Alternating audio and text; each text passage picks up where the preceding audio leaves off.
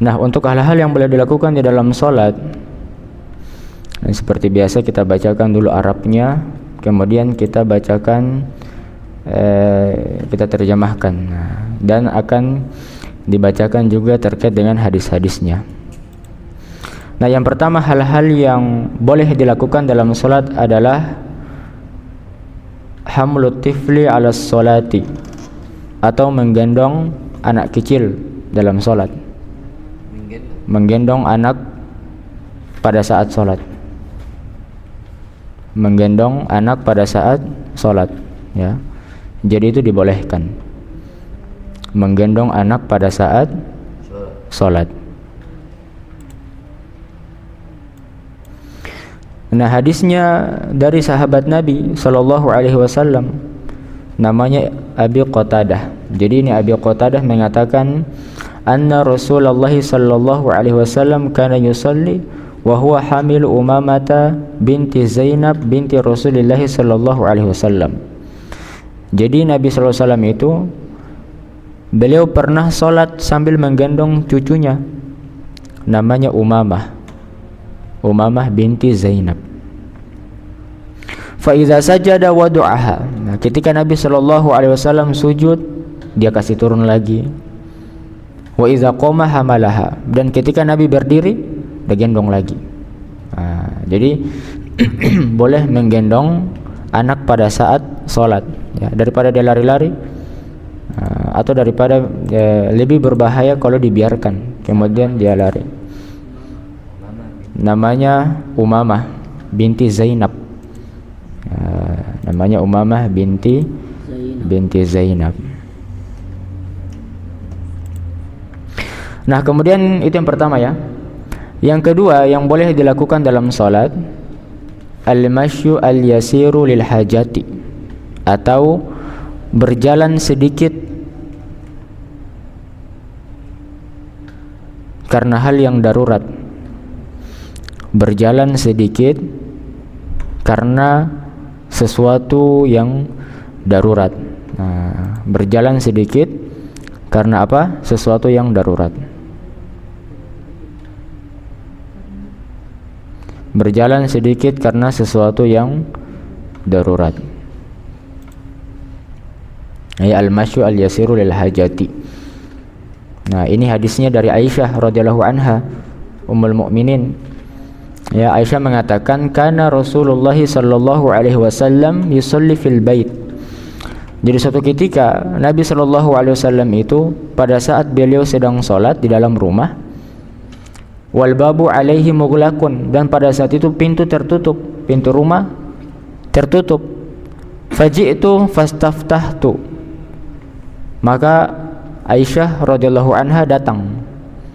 Kemudian Aisyah radhiyallahu anha beliau meminta agar pintu dibukakan, ketuk-ketuk pintu. Famasya fafatahali, kemudian Nabi SAW sementara salat beliau berjalan, kemudian membukakan pintu untuk Aisyah radhiyallahu anha. Summa raja'a ila musallahu, kemudian Nabi SAW setelah buka pintu kembali lagi ke tempat salatnya. Beliau kembali ke tempat salatnya.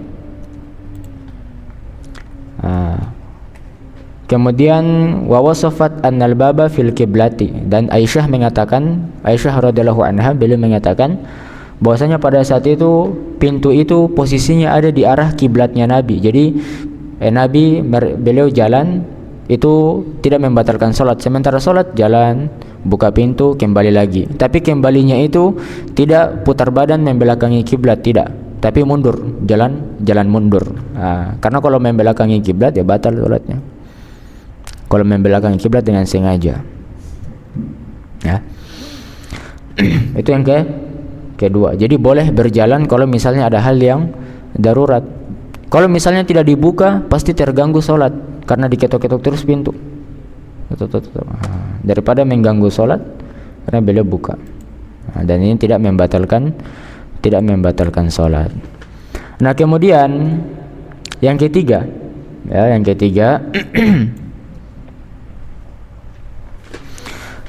Yang ketiga, al-harakatu li inqadhi tifli aw ghairihi min at-taraddi aw mimma yu'azzihi. Ini yang ketiga, ya, yaitu apa namanya, memegang anak kecil atau mengambil anak kecil,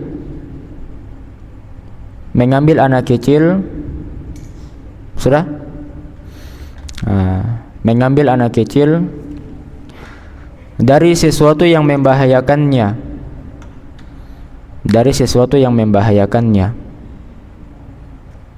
ya, dari sesuatu yang membahayakannya. Ya, jadi misalnya dalam sholat kita lihat ada anak-anak misalnya dia lari-lari di jalanan. Gimana itu Ustaz? Gimana sholat? Sholat di pokoknya di masjid kah di mana, kelihatan tuh ada anak-anak misalnya lari-lari kah atau apa. Kita lihat bahaya sekali nih kalau misalnya dia. Cuman ini syaratnya bagaimana caranya supaya tidak batal sholatnya kita kalau misalnya ada di dekatnya kita. Misalnya itu anak kecil ada di dekatnya kita, kemudian di dekat situ misalnya ada sesuatu yang berbahaya, misalnya ada ular, ada hewan yang beracun di dekatnya. Nah, maka kita boleh misalnya sementara sholat kita tarik tangannya. Kita tarik tangannya, ya. Sementara sholat kita tarik tangannya. Atau boleh pada saat misalnya itu ular atau kalajengking atau hewan yang berbisa lewat di depannya kita, boleh kita bunuh sementara sholat. Yang penting di dekatnya kita misalnya ada senjata, sementara sholat ambil, pak, sholat lagi, tanpa membatalkan sholat. Nanti itu ada nah ini ada hadisnya, cuman hadisnya ini bukan berkaitan dengan anak kecil. Ya, hadisnya ini ada satu sahabat, beliau bernama Azraq bin Qais. Beliau katakan, kunna bil Ahwaz nuqatil al-Hururiyah. Suatu ketika kami berada di satu tempat. Nama tempatnya itu namanya Al-Ahwaz. Kami memerangi suatu kelompok. Nama kelompoknya ini, nama suku ini suku Al-Hururiyah. Jadi waktu itu mereka memerangi sebuah suku, ya, namanya suku Al-Hururiyah. Nah, kemudian fabaina ma'ana ala harfin nahrin. Pada saat itu kata ini Al-Azraq, beliau katakan pada saat itu saya berada di pinggir sungai. Dia cerita ini. Ceritanya saya berada di pinggir sungai. Kemudian idza rajulun yusalli, ada seorang lelaki dia salat. Temannya ini Azraq. Ada temanku katanya dia salat. Nama temannya ini Abu Barzah Al-Aslami. Jadi ini Abu Barzah Al-Aslami, dia sholat di dekat situ bersama dengan Al-Azraq. Tapi Al-Azraq dia tidak sholat, dia duduk-duduk saja. Yang sholat ini siapa? Abu Barzah Al-Aslami, dia sholat. Nah kemudian sementara sholat, ya, wa iza lijamu dabatihi biyadihi, dia sholat sambil dia pegang-pegang tali kendaraannya, entah itu kuda atau unta. Yang penting kendaraan, kan kendaraan zaman dulu kan bisa jalan sendiri, toh dia bisa jalan sendiri, bahkan dia bisa makan. Kendaraan zaman dulu apa? Kuda, unta, keledai. Nah, jadi dia sholat, kambing. Ada ke orang yang mengendarai kambing. Nah, jadi dia sholat, beliau sholat sambil pegang-pegang tali kekang kendaraannya, tali kekang kudanya atau untanya. Nah, pegang-pegang. Nah kemudian faja'alat ad-dabbatu tunazi'uhu wa ja'ala yatba'uhu. Baru ini hewan ini dia jalan pelan-pelan, dia jalan. Kalau misalnya itu dia tahan talinya toh, dia sementara sholat dia tahan talinya, pasti itu hewan dia kasih kuat, dia paksa supaya dia bisa jalan itu hewannya. Akhirnya dia ikuti jalanannya itu hewan, ikuti pelan-pelan, maju lagi 1-2 langkah, maju lagi sambil dia sholat, sambil dia pegang-pegang. Itu setiap itu hewannya maju, kalau itu hewannya menarik dia ikut sambil dia pegang talinya. Heran ini temannya, heran ini Al-Azraq. Kata, bagaimana orang sholat begini nih? Kemudian akhirnya dia bertanya, katanya, sahkah sholatmu itu? Maksudnya bisakah sholat begitu? Sholat sambil jalan, sambil pegang-pegang ini tali kendaraannya. Akhirnya katanya Abu Barzah Al-Aslami beliau mengatakan, ini ghazawtu ma'a Rasulillah sallallahu alaihi wasallam 6 ghazwatin aw 7 ghazwatin aw 8." Kata beliau, saya katanya dulu pernah bersama Nabi sama-sama di dalam beberapa pertempuran. Disebutkan katanya, kurang lebih ada 6 atau 7 atau 8 pertempuran katanya. Ya. Kemudian wasyahatu taisirahu, katanya saya bersama Nabi itu saya melihat kemudahan-kemudahan yang Nabi berikan kepada kami. Jadi pada saat perang itu memang banyak sekali kemudahan. Ada yang mungkin kalau di hal kalau di kondisi normal kayak biasa, kondisi damai itu tidak boleh. Tapi dalam pertempuran itu dibolehkan. Tapi ini babnya panjang. Itu ada di bab terakhir dalam fikih, yaitu bab jihad. Itu bab paling tinggi nih itu. Kalau kita sudah tuntas bab salat, tuntas bab toharo, bab puasa, bab jenazah dan seluruhnya, baru kita belajar jihad. Nah, katanya pada saat saya bersama Nabi di pertempuran itu mudah, maksudnya banyak hal yang dimudahkan. Salah satunya kata beliau, wa inni kuntu uraji ma'adabbati ahabu ilayya min an ada'aha tarji'u ila ma'lifiha fayashukku alayya. Nah, dan beliau katakan solat bersama dengan hewan tungganganku lebih aku sukai daripada hewan tungganganku kubiarkan akhirnya dia pergi. Akhirnya katanya itu lebih memberatkan saya katanya daripada saya pegang-pegang ini hewan tungganganku. Paham tak? Maksudnya masih lebih baik katanya ini katanya Abu Barzah al-Aslami, lebih baik saya solat sambil saya pegang-pegang hewan tungganganku daripada ini kendaraanku saya biarkan dia lepas baru saya solat akhirnya dia pergi. Akhirnya pada saat saya selesai solat tidak ada kendaraanku. Lebih susah mana?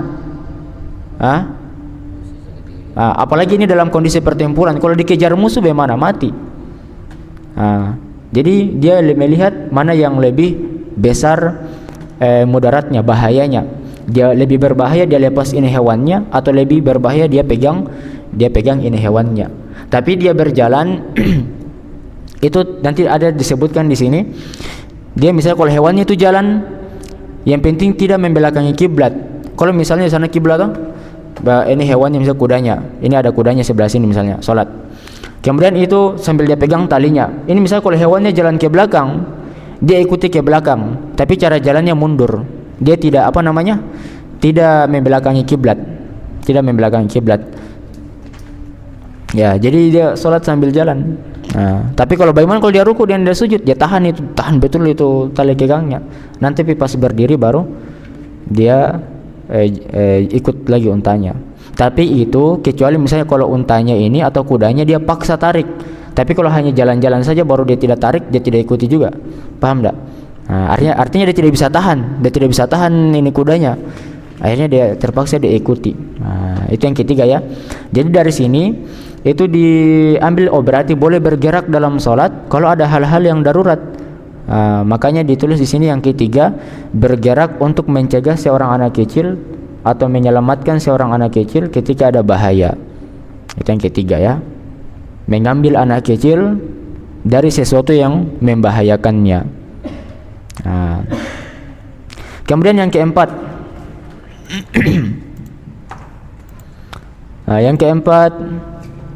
mudafa'atul mar amamaha fi sholati, yaitu mendorong. Dan yang keempat ya, mendorong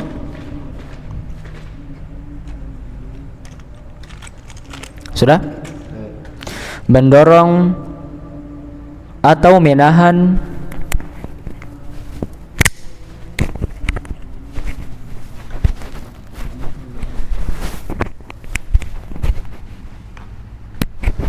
sudah ya, mendorong atau menahan orang yang lewat di depan, menahan orang orang yang lewat di depan kita pada saat sholat. Mendorong atau menahan orang yang lewat di depan kita pada saat sholat. Jadi ketika kita sholat, kemudian ada yang lewat di depan, maka kita menahannya, kita dorong dia, atau kita tahan saja.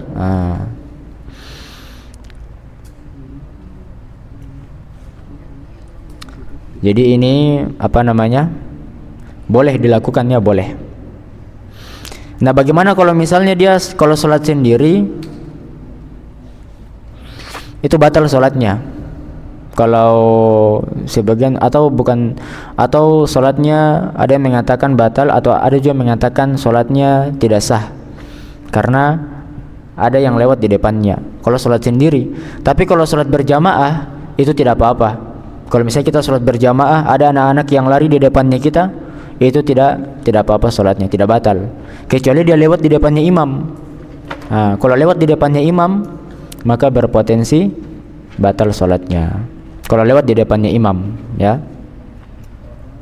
Tapi kalau sholat berjamaah itu, ya, kalau dia anak kecil lari di depannya jamaah, maka tidak batal sholatnya jamaah.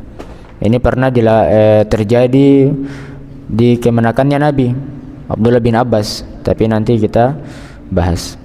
Nah, kemudian yang kelima, berapa yang keempat nih? Nah, sekarang yang kelima. Yang kelima, qatlul hayyati wal aqrabi wa ma yu'adzi fi shalah. Membunuh ular. Membunuh ular yang kelima. Membunuh ular. Sudah? Dan kalajengking, ya, membunuh ular dan kalajengking,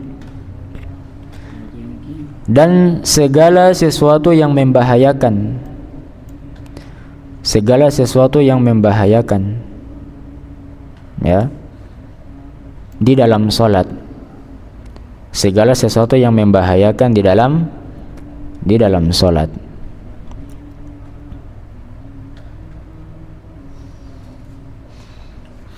Ya, ini hadisnya dari Abu Hurairah. Abu Hurairah beliau mengatakan anna Rasulullah sallallahu alaihi wasallam amara bi qatlil aswadain fi sholati al-aqrab wal hayyah. Yaitu Nabi sallallahu alaihi wasallam beliau memerintahkan untuk membunuh dua hewan yang berbisa, yaitu kalajengking dan ular. Ini hewan yang paling berbisa, dan ini banyak sekali nih di padang pasir. Itu di padang pasir itu kalau lihat ada lubang, isinya kalau bukan kalajengking pasti ular.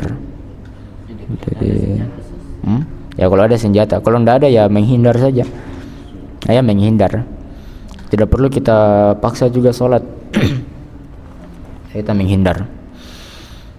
Nah, jadi misalnya kita sholat, ada kalajengking atau ular mengarah ke tempatnya kita bilang, karena saya sholat pasti saya dilindungi oleh Allah ini, tidak mungkin ini ular, ya. Untung-untung kalau memang dia belok itu ular, tapi kalau dia gigit, jadi kita tidak apa-apa, kita menghindar ketika ada pernah riwayat mengatakan suatu ketika ini para sahabat mereka sholat berjamaah.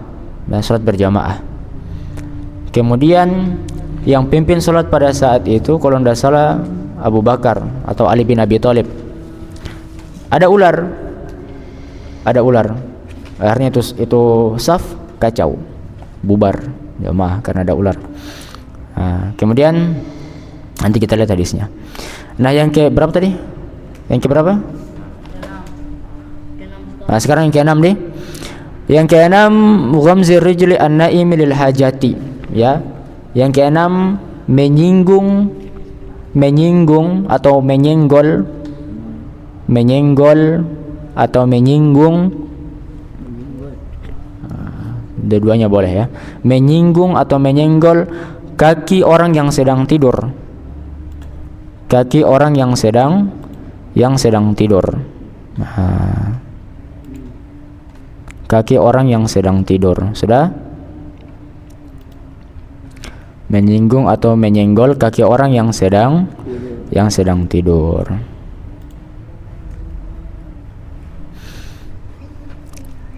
Nah, lil hajati, ya, jika diperlukan. Tambahannya jika diperlukan. Kalau tidak perlu ya enggak usah. Jika diperlukan. Kita lihat tadi.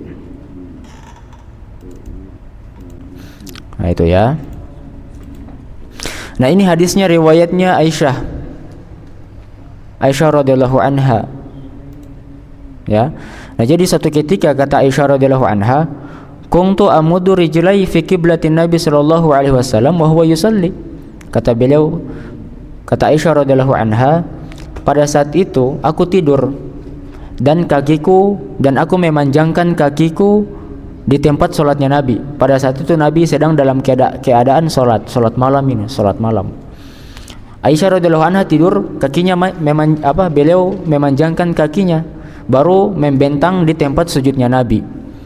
Dan Nabi pada saat itu sementara sholat. Ya, fa iza sajada ghamazani. Kata Aisyah radhiyallahu anha, ketika Nabi sujud pasti beliau singgung sedikit, kore-kore lah, supaya kasih tarik kakinya. Fa idza qoma maddattuha. Ketika Nabi SAW berdiri, aku panjangkan lagi kakiku, katanya Aisyah. Nah, itu. Jadi ketika ada orang tidur di hadapannya kita, ya, boleh kita singgung sedikit supaya dia bangun. Tidak usah juga kita bersuara, bangun. Batal sholat otomatis. Ya, karena dalam sholat tidak boleh apa? Tidak boleh berbicara. Nah, sudah?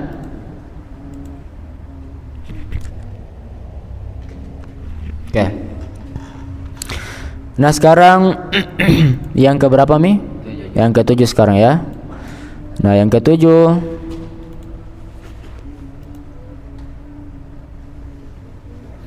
kita lihat yang ketujuh.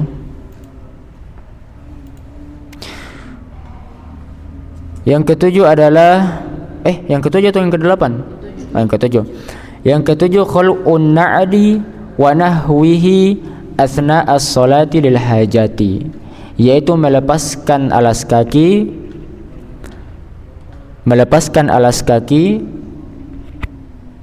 sudah?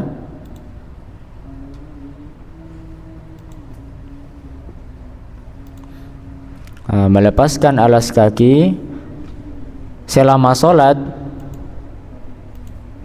Melepaskan alas kaki selama sholat. Sudah? Melepaskan alas kaki selama sholat jika dibutuhkan. Melepaskan alas kaki selama sholat jika dibutuhkan. Jadi ini umum ya, alas kakinya ini umum. Ini sifatnya umum. Ya, maksudnya bisa kaos kaki, bisa sandal, bisa sepatu. Misalnya kalau sementara sholat, kemudian ada sesuatu di kaki, kita rasa tidak nyaman, boleh kita buka kaos kaki atau kita buka sandal selama sholat, biar tidak perlu dibatalkan sholatnya.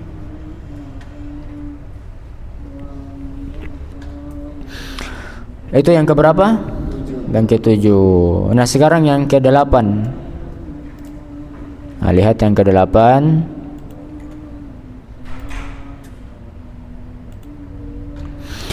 Yang kedelapan, al-busaqu fi thawbi aw fi mindil, yaitu meludah di pakaian atau sapu tangan. Meludah di pakaian atau sapu tangan. Ya, jadi misalnya kita bersin-bersin, batuk-batuk, mau meludah maka boleh, tapi jangan meludah di tempat sembarang, ya, di pakaian atau di sarung tangan atau sapu tangan. Atau di sapu tangan, ya boleh. Sudah? Nah, itu yang keberapa? Yang ke-8. Nah, sekarang yang ke-9. Lihat yang ke-9.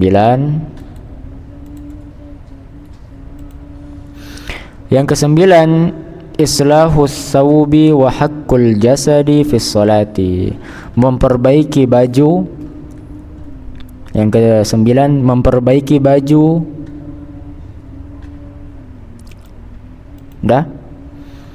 Memperbaiki baju dan menggaruk anggota tubuh dalam salat. Menggaruk anggota tubuh dalam salat. Nah, ini juga diperbolehkan.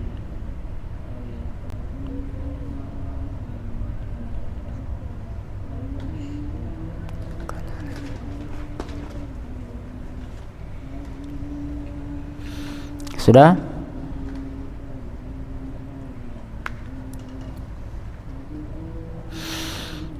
Itu yang keberapa? Ke-9. Sekarang yang ke-10 kita usahakan selesaikan malam ini sampai jam berapa Isya? 10. Oh, 24. Nah. Yang ke-10.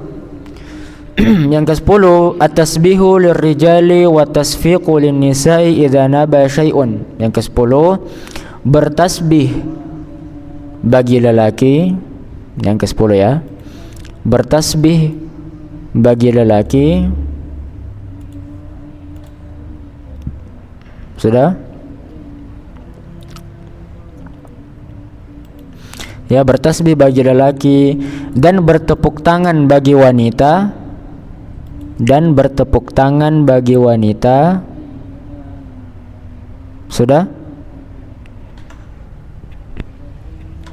Dan bertepuk tangan bagi wanita ketika ada gangguan.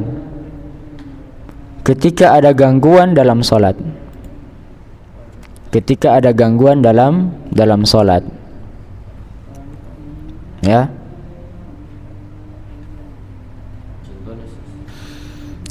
Contohnya misalnya ada gangguan, misalnya ada kayak tadi misalnya ada hewan yang berbahaya, atau misalnya ada tawon misalnya, pokoknya sesuatu yang mengganggu, maka kalau untuk jamaah laki-laki maka dia bertasbih subhanallah, subhanallah, subhanallah. Kalau jamaah perempuan dia menepuk tangan untuk memberitahu kalau ada bahaya, ada gangguan yang bisa mengganggu mereka dalam salat. Yang bisa mengganggu dalam salat. Manabahu syai'un fi salatihi falyusabbih. Ini sabdanya Nabi sallallahu alaihi wasallam. Manabahu syai'un fi salatihi falyusabbih. Ya, siapa yang yang diganggu sesuatu pada saat salat, maka hendaklah dia bertasbih. Ya, fa innahu idza sabbaha iltafata ilaih. Karena kalau dia bertasbih, maka orang-orang itu akan menoleh kepadanya dan akan membantunya. Jadi ini mungkin kalau dia lagi sholat sendiri, mungkin ini ada gangguan, dia bertasbih subhanallah, subhanallah. Kemudian orang-orang datang, ada apa itu? Wa inna ma at-tasfihu lin-nisa. Adapun untuk perempuan dia bertepuk tangan. Ya. Menandakan ada bahaya. Yang keberapa tadi? Yang ke-10. Sekarang yang ke-11. Yang ke-11,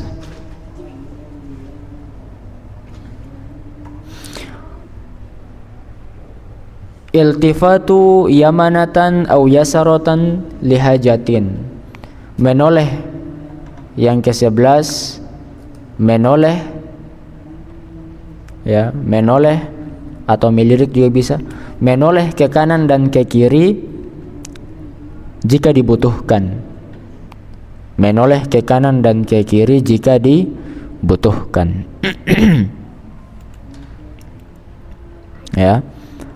Menoleh ke kanan dan ke kiri jika dibutuhkan.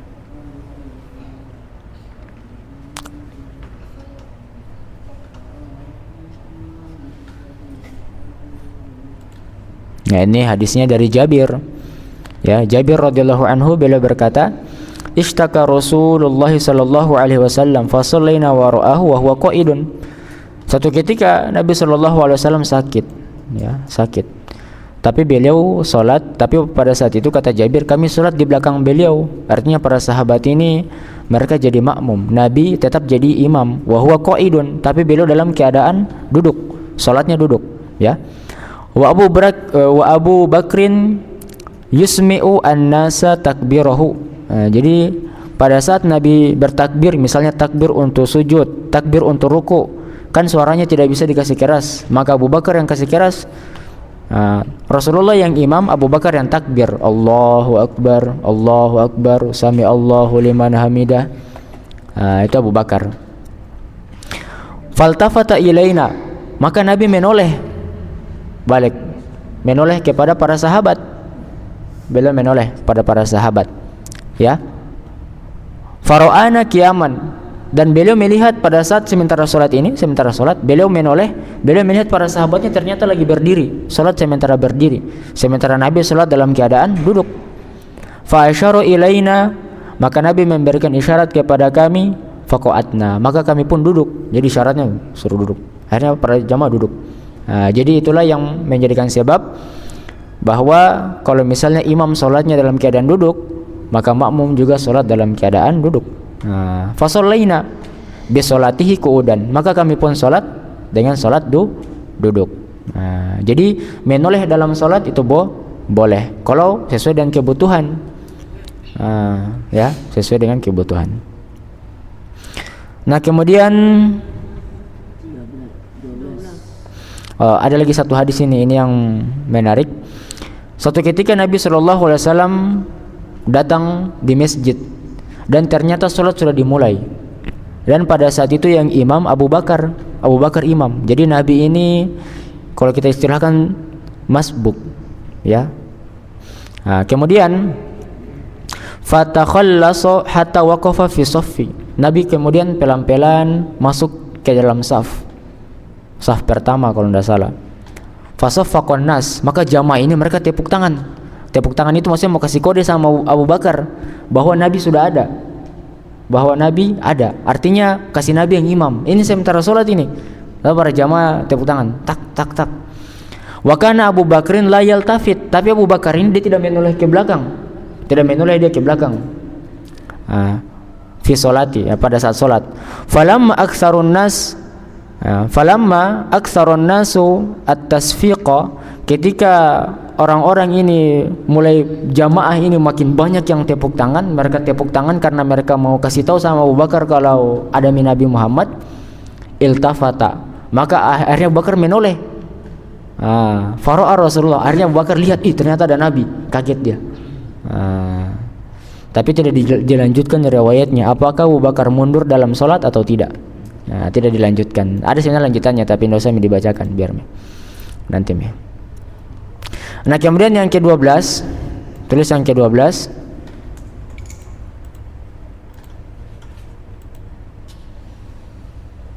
Nanti yang ke-12 udah.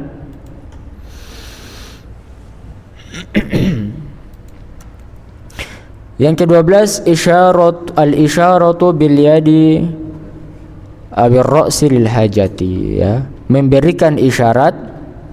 Yang ke-12 memberikan isyarat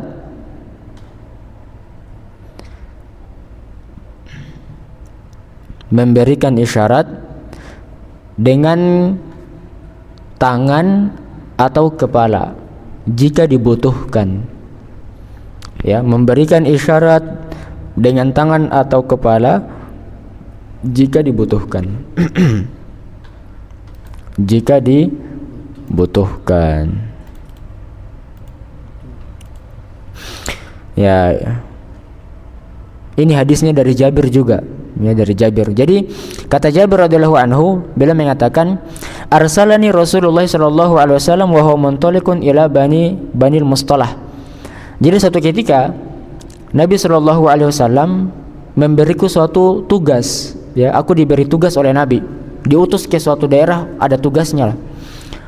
Dan pada saat itu Nabi dalam kondisi beliau dalam perjalanan, sedang berjalan menuju ke Bani Mustalik bersama para sahabat yang lain. Fa'ataituhu, maka kata Jabir setelah sudah selesai urusannya, setelah sudah selesai tugasnya, dia datang kepada Nabi. Kata Jabir, aku datang kepada Nabi. Wa huwa yusolli ala ba'irihi, dan pada saat itu beliau dalam keadaan sholat, ya, lagi sholat di atas untanya. Jadi orang Arab zaman dulu itu orang Arab zaman dulu itu mereka unta itu, punggungnya unta mereka pasangkan atap. Mereka pasangkan atap, baru biasa mereka sholat di atas itu. Nabi juga melakukannya. Jadi Nabi pada saat itu sementara sholat di atas untanya, Ya, fakallamtu, maka ini Jabir dia berbicara kepada Nabi. Faqala biyadihi hakaza. Kemudian Nabi kasih isyarat tangannya, isyarat begini. Maksudnya lah, jangan dulu bicara toh, isyarat begini. Summa kallamtuhu. Tapi ini Jabir dia tidak paham apa maksudnya ini. Mungkin tidak kintara lagi sholat tidak atau bagaimana. Jabir bicara lagi kepada Nabi, sampaikan melaporlah kepada Nabi terkait dengan tugasnya. Tapi Nabi kasih isyarat lagi pada tangannya, asyara biha, kasih isyarat. Misalnya jangan dulu. Wa ana asma'uhu yaqra'u wa yu'ammi bi ra'sihi. Tapi kata Jabir, aku mendengar ternyata beliau sedang salat. Dan beliau kasih isyarat juga menggunakan kepalanya kalau lagi salat. Falamma faragha, ketika Nabi sudah selesai salat, qala, Nabi mengatakan, ma fa'alta fil ladzi arsaltuka. Apa yang engkau lakukan? Ya, apa yang maksudnya apa laporanmu terkait dengan tugas yang engkau berikan, yang aku berikan.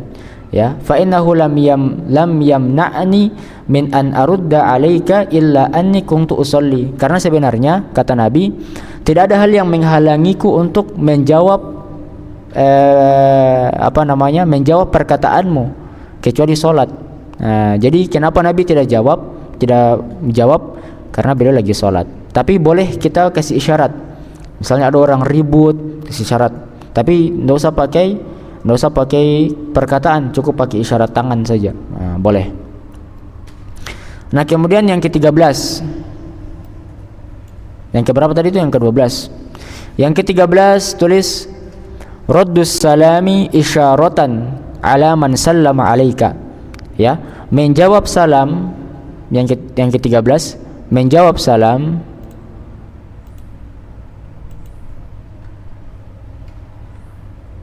sudah.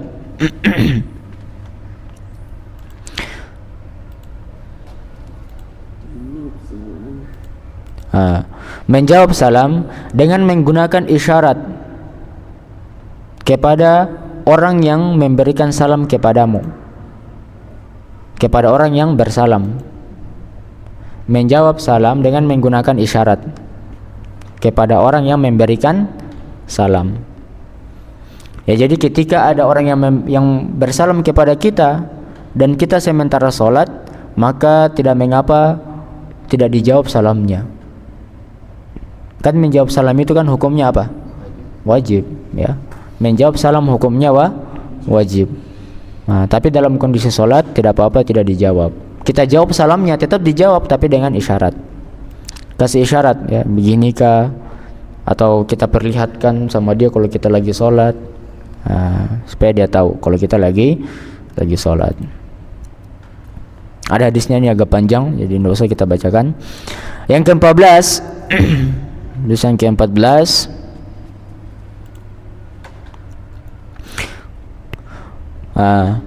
raf'ur ra'si fi sujudi litahaqquqi minal amri idza atala al-imam. Mengangkat kepala pada saat sujud, ya. 14.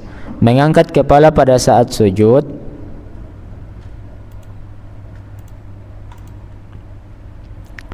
yang ke-14, mengangkat kepala pada saat sujud,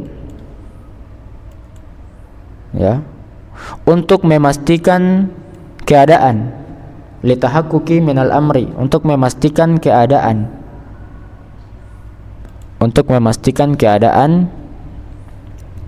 apabila memastikan keadaan,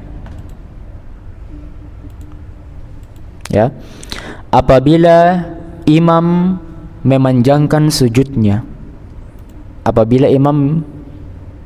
memanjangkan sujudnya, jadi misalnya ini sujud lama sekali, akhirnya kita boleh untuk mengangkat kepala, kita lihat ini imamnya ini masih hidup atau sudah hilang dari permukaan. Atau misalnya jangan sampai imamnya tiba-tiba hilang. Jadi boleh, ya, kita angkat kepala, kita pastikan masih ada imam atau enggak ini. Kenapa lama sekali? Ini ada juga hadisnya tapi kita lewatkan. Nah, terakhir yang ke-15, tulisan terakhir, an-nazru fil musahhaf wal qira'atu minhu fi sholati an-nafilati lil hajati. Melihat dan membaca Al-Qur'an, ya, yang ke-15, melihat dan membaca Al-Qur'an. Sudah? Melihat dan membaca Al-Qur'an di dalam salat sunnah. Melihat dan membaca Al-Qur'an di dalam salat sunnah jika dibutuhkan. Jika dibutuhkan. Ya, jadi ini mungkin sering kita lihat orang tarawih, salat tahajud sambil baca Al-Qur'an, itu hukumnya boleh. Salat wajib ada perdebatan antara para ulama. Kita bacakan saja yang disepakati saja. Nah, sudah. Nah, itu ya, ada 15 perkara yang dibolehkan di dalam salat. Insyaallah besok kita lanjut bahasa Arab. Jangan lupa bawa bukunya. Oke, kita cukupkan. Nasrun minallah fatun qarib wa basyiril mu'minin. Subhanakallahumma wa bihamdik. Subhanakallahumma bihamdika asyhadu an la ilaha illa anta astaghfiruka wa atubu ilaik. Assalamualaikum warahmatullahi wabarakatuh.